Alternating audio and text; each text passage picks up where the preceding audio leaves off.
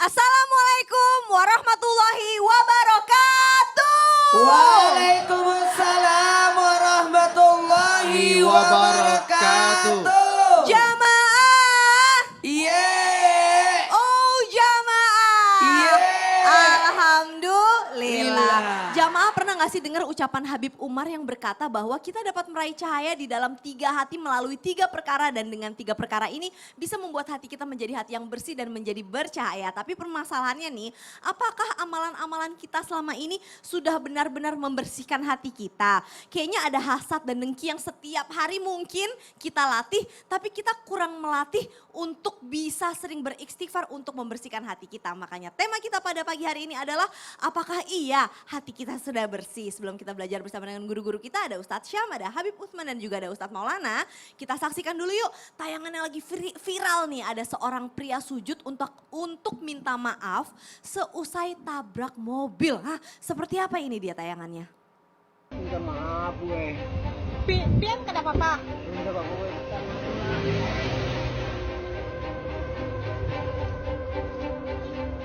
Apa Kak yang bocor ini di mobil saya? Kada ada rem Kak motor Pian tuh. Aku kan itu kalau udah nggak ada rem itu kan udah nggak layak pakai. Kenapa nggak diperbaiki dulu? Pian di jalan besar loh. Tapi kalau seperti itu membahayakan orang. Ngerti sih, pasti sebel banget ya Ustadz ya. Tapi ini tumben, biasanya orang kalau udah nabrak dia nggak ngerasa salah.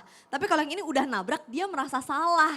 Tapi kita sebagai manusia kadang-kadang kan sangat sulit sekali ya untuk memaafkan orang lain ya. Itu gimana sih Ustadz trik dan tipsnya supaya kita tuh mudah dalam memaafkan orang lain? Mohon tausiahnya. Makasih banyak Cah, luar biasa. Izin sasama Habib, Masya Allah tabarakallah. Bismillahirrahmanirrahim. Assalamualaikum warahmatullahi wabarakatuh. Waalaikumsalam warahmatullahi wabarakatuh.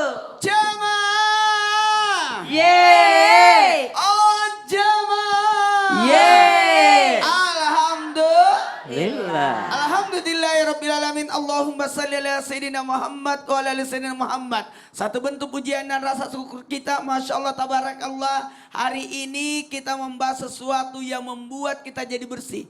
Membuat kita jadi baik. Maka kita kutip dari hadis dari Abu Hurairah radhiyallahu anhu berkata bahwa Rasulullah sallallahu alaihi wasallam bersabda, tidaklah sedekah itu mengurangi harta.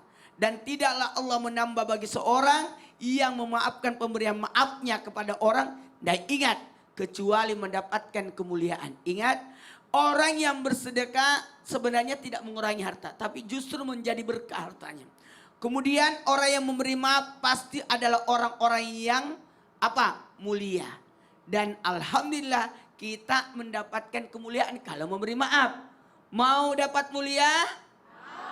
Maafkan orang. Kalau perlu sebelum minta maaf, maafkan duluan. Karena ada juga orang tidak sadar, ya kita harus maafkan dia. Apalagi tidaklah orang yang merendahkan diri kecuali Allah angkat derajatnya. Maka kalau berbicara, bagaimana cara memaafkan orang? Lupakan keburukannya, ingat kebaikannya. Lagi, lupakan lebih banyak kebaikannya daripada keburukannya. Tidak seberapa itu. Maka orang yang memberi maaf ataupun meminta maaf, dua-duanya jadi mulia. Masya Allah, jadi artinya adalah ya lembutkanlah hati kita Iya. untuk mudah memaafkan orang lain walaupun Iya. emang sebenarnya sulit sih kadang-kadang, Sebenarnya Ustaz. ketika kita memaafkan orang, sebenarnya kita menyelamatkan diri kita dari sifat dendam. Jazakallah khairan katsiran Ustadz Maulana. Kasih tepuk tangan dulu dong Bu. Ingat, mau nyelamatin diri kita atau enggak Bu? Maafin ya Bu orang-orang yang salah sama kita ya Bu. Maafin ya suaminya Bu. Maafin Bu. Suaminya ketawa tuh barusan. Masya Allah, Alhamdulillah. Ustadz Syam. Ya siap. Boleh dong, apakah benar ya orang yang udah benar-benar bertaubat itu dan berusaha menjauhi maksiat itu bisa ditandakan bahwa hatinya sudah bersih. Dan tadi ucapan saya saat opening Ya. yang disebutkan oleh Habib Umar, ada Ya. 3 hal yang dapat membuat hati kita bersih. Boleh tolong Jadi dijelaskan? Al-Habib Umar menjelaskan, ada tadi sudah dijelaskan satu dengan bersedekah, memaafkan orang, kemudian selanjutnya kita bahas bertaubat, insya Allah. Oh begitu, baik Siap. kalau begitu. Silahkan Ustaz Syam. Bismillahirrahmanirrahim. Tabi guruku Ustaz Maulana, Habib Usman, Kak Caca, jamaah di studio dan juga jamaah yang ada di rumah. Kita buka Al-Quran surah At-Taubah ayat 125 sampai 126. أعوذ بالله من الشيطان الرجيم وأما الذين في قلوبهم مرض فزادتهم رجسا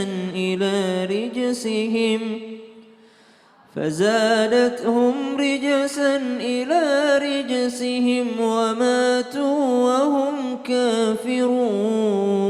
كافرون أولا يرون أنهم يفتنون في كل عام مرة أو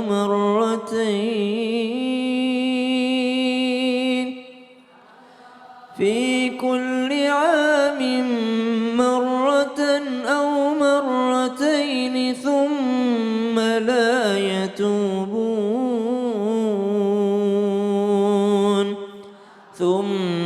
لا يتوبون ولا هم يذكرون.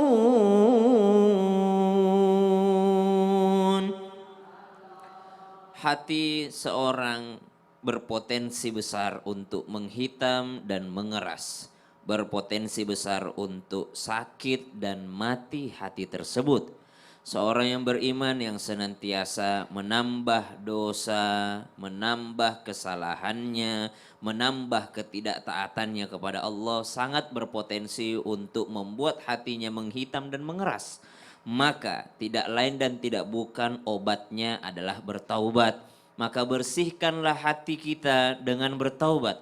Terangilah hati kita dengan beristighfar. Karena sesungguhnya baginda Nabi besar Muhammad sallallahu alaihi wasallam yang terbebas dari dosa saja senantiasa beristighfar kepada Allah Subhanahu wa taala. Para sahabat Nabi sallallahu alaihi wasallam yang tadi sempat dimention namanya, disebutkan namanya, Sayyidina Abu Hurairah radhiyallahu anhu warda, kalau lagi males aja istighfar sehari bisa 12.000 kali. Kalau lagi males, belum lagi rajinnya. Maka para sahabat Nabi radhiyallahu anhum ajma'in dan juga Nabi sallallahu alaihi wasallam, para salafus saleh senantiasa mendawamkan istighfar. Bukan berarti itu adalah ciri hati orang yang bersih, akan tetapi karena merasa dirinya tidak bersih, hatinya tidak bersih, maka senantiasa dibersihkan dengan istighfar. Justru orang yang tidak mau beristighfar menandakan ciri-ciri hatinya telah mati karena tidak mau kembali kepada Allah Subhanahu wa taala. Masya Allah, jadi artinya kuncinya adalah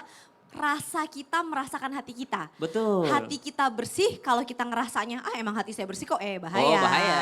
Tapi Enggak kalau dong. hati kita mungkin gak terlalu bersih, tapi emang kita memang merasa saya tuh pendosa gitu. Betul, justru itu yang akan membuat Allah membersihkan hati kita. Masya Allah, jazakallah khair Siap. Ustaz Syam, luar biasa. Kasih tepuk tangan dulu dong Bu. Masya Allah. Di sini siapa ibu-ibu yang suka ikut pengajian angkat tangan. Yang ikut kelas tahsin angkat tangan. Luar biasa Habib. Nih ibu-ibu nih yang jamaah yang ada di rumah juga seneng banget ngaji kayaknya Boleh, deh Bib Masya ya. Allah. Tapi kalau habis ngaji tuh biasanya ada makanan Bib. Sebelum habis selesai ngaji baca Al-Quran ya Masya Allah. Sebelum pulang makan-makan dulu. Nah kadang-kadang suka kepleset tuh. Apalagi Gosip- ada berkatnya. ada berkatnya. Suka kepleset tuh subhanallah. Ngomongin tetangga sebelah, ngomongin suami orang, Aduh. ngomongin masa lalu si Ina itu. Ibu kok ketawa-ketawa. Saya gak ngomongin ibu, saya ngomongin diri saya sendiri. Kalau habis ngaji terus kita suka gosip itu gimana Bib jadinya Bib? Mohon tausiahnya. Ya akhir afwan Caca, afwan Ustaz Maulana, Ustaz Syam. Bismillahirrahmanirrahim. Assalamualaikum warahmatullahi wabarakatuh. Waalaikumsalam warahmatullahi wabarakatuh. Alhamdulillahi rabbil alamin wassalatu wassalamu ala sayyidina wa nabiyina maulana Muhammadin wa ala alihi wa sahbihi ajmain amma ba'du. Segala puji bagi Allah Subhanahu wa taala yang tentunya berharap ya Allah hari ini penuh dengan berkah dan ridha-Mu, amin ya rabbal alamin. Wa qala Allah taala fil Qur'anil Karim, Wa idza qara'tal Qur'an ja'alna bainaka wa bainal ladzina la yu'minuna bil akhirati hijaban masturan.